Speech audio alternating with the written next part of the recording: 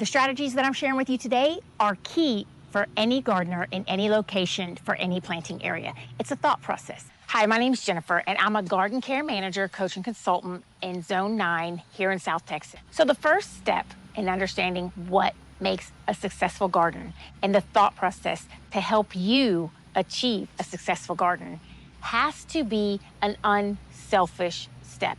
If you are a sensitive person and anything that I'm about to say offends you personally, then gardening may not be for you, or you may not be ready for a long-term strategy, and that's okay.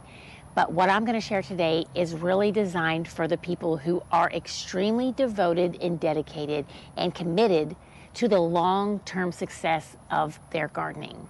And if somewhere in your garden is currently suffering with some type of issue, the things that I'm going to teach you in this video are going to help you determine what those problems might be and how you can fix them. Consider every space that you have in your garden area, or that you haven't created a garden yet, or somewhere you may want to plant in the future. Start considering and thinking of those spots as job openings.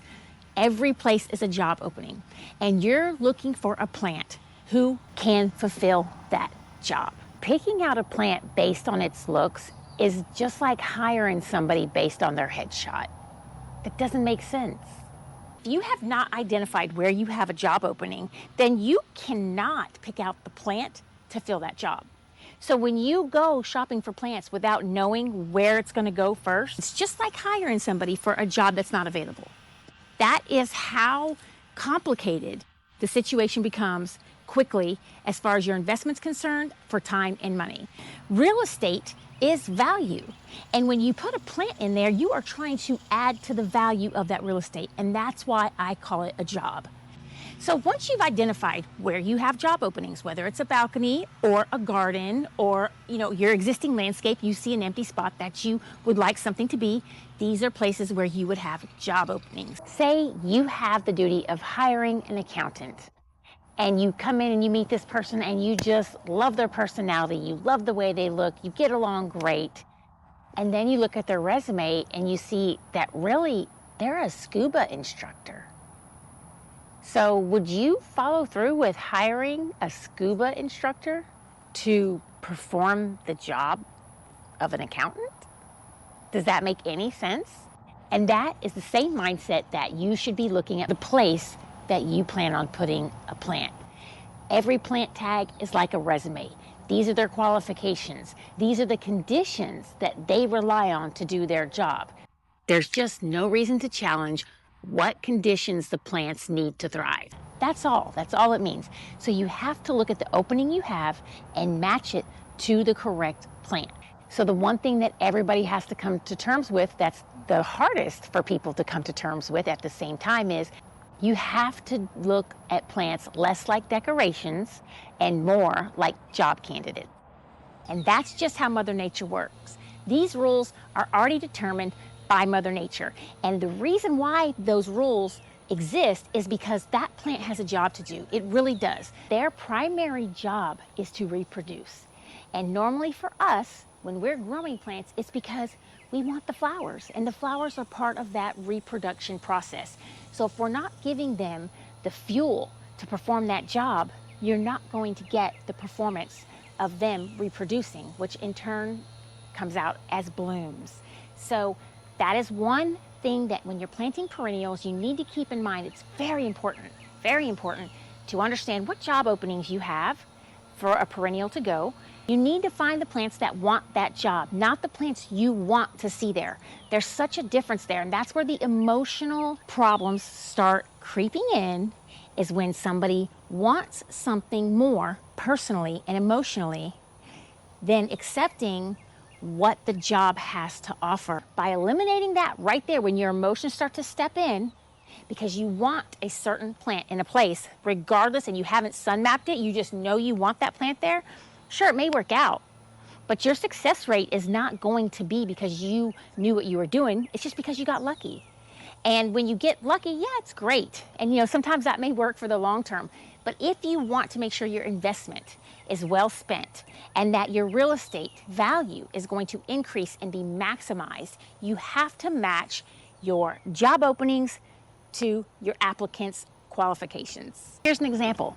If you're trying to create a privacy screen with some type of hedge or tree, you wouldn't want to shop for plants that only get 2 feet tall. And you wouldn't want to shop for plants that lose their leaves in the winter. So what you would be shopping for is an evergreen hedge that stays full, that doesn't need a lot of trimming to keep its shape. But at the same time, you need to understand what those site conditions are first. Is this a full sun location where you're wanting to hedge? Is it a shady condition? So you can make sure you're matching the correct plant to perform that job at the same time. So you've got your site conditions, and then you've got your plant performance that come together to create the type of job you need filled. And then when you go shopping for plants, you need to make sure you are looking at the mature size, not what they look like in their containers at the nursery. You need to look at the tags and see what the mature size is going to be. No matter if you're growing a hedge privacy screen or just filling an empty gap in your garden. Because if you're filling a gap in the front, it doesn't make any sense to put something on the front edge that's going to get 3 feet tall and 3 feet wide. The front part of the border is meant for lower growing plants. The middle part of the border is meant for mid-growing plants. Depending on how wide of a garden will depend on how tall of plants that you want to go with. Once you know where your sun exposure is coming from, then you need to make sure you're aligning your plants oriented in a way where they can all still get that sun exposure. And knowing the mature height is key to that. In most cases, the more narrow depth of a garden you're working with, the lower growing plants that you will end up with. And then the wider or deeper the depth that you're working with, you have more room to incorporate some taller plants. But this is not a one-size-fits-all scenario. It's just a general kind of rule of how most of the gardens happen to play out. Don't feel bad if you're one of those people that have put 3 to 4 foot shrubs on the front edge of your garden, because let me tell you something. And this saddens me to say this, but there are people who have bought Great Danes as puppies that live in small apartments or studio apartments, had no idea how big they were going to get and ended up not being able to keep them. And that's just horrible to think that it actually happens, but it does. So, mistakes happen and a lot of people just don't think things through. But if you are interested in the long-term success of your garden and getting the highest return on your investment for your asset in your real estate, then these are the things that you'll need to consider. And hopefully there's not many people out there getting Great Danes that live in apartments, but you get the idea. And it's not too late to correct it, even if you have some of these mistakes in your yard right now. Although that topic is for another video, but just know, don't feel bad if you've already done that. There are things that you can do to fix it. A plant getting sunlight is equivalent to a car needing fuel. If you have a plant that needs full sun conditions and you put it in a place where it's only getting 4 to 6 hours of direct sunlight, that is equivalent to putting 70% gas in your car and 30% water to fill up your tank. How well would your car run?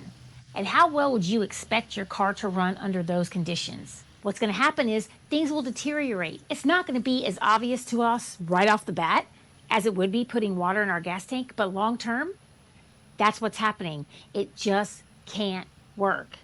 It won't die right away, but it's going to struggle and eventually suffer from something that will kill it. And that is where people are so emotionally attached that even when they do this and they see things start declining, they're still in this denial. And then when they see something wrong, they want to treat that problem. And it doesn't even fix the problem. It's just a Band-Aid. It's very temporary. Because when a plant is in the place that it's designed to be in by Mother Nature, it doesn't have those problems.